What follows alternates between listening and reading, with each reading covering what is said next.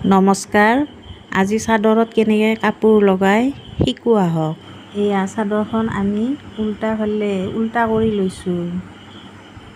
লৈ এতিয়া আমি এই লাইনিংখন চাদৰৰ ফুলৰ সমানে যোগ কৰি লৈছোঁ আৰু এয়া উল্টাকৈ এটা ভাঁজ দি লৈছোঁ।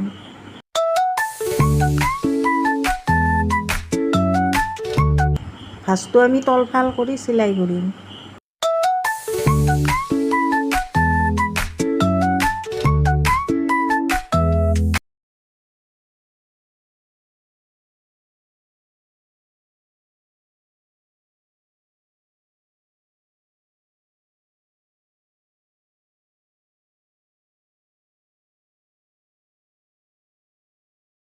চাদৰখন চিলাওঁতে এইটো কথা লক্ষ্য কৰিব লাগিব যে চাদৰখনৰ মাজত এটা সৰুকৈ কোচ এটা দি ল'ব লাগিব, যাতে চাদৰখনৰ ধোৱাৰ পিছত চাদৰখনৰ কাপোৰখন পচি নাযায় আৰু চাদৰখন কোচ নাখায়।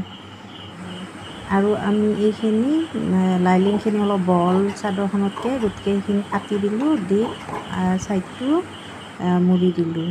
এতিয়া আমি ছাইডটো মুৰি পেলাই এইফালে চিলাই কৰিম, যাতে লাইনিংখিনি বাহিৰৰ পৰা দেখা নাপায়। With fruit salad coming your way, it's a passion fruit playground, a mango cherry slide,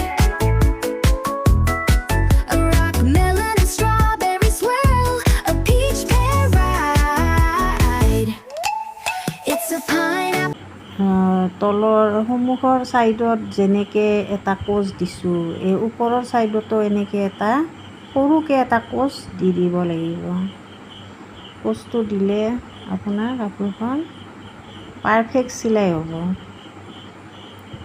আৰু কাপোৰখন পচি যোৱাৰ সম্ভাৱনা নাথাকে। ডাঙৰ টেইলৰিংবিলাকেও এই সৰু টিপছবিলাকৰ কথা কোনোদিন নকয়। মোৰ এই ভিডিঅ'টো যদি ভাল লাগিছে আপোনালোকে মোৰ চেনেলটো ছাবস্ক্ৰাইব কৰিব প্লিজ।